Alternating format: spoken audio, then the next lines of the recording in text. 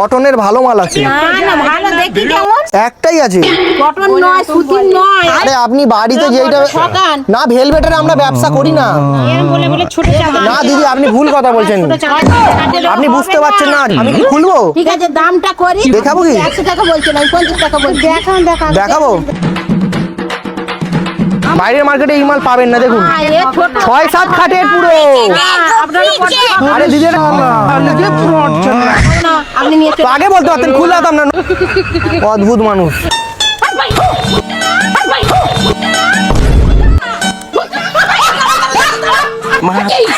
আমাকে নিয়ে চলে যাচ্ছে। কি? আরে খোকা কি এর ভেতর খোকা আছে?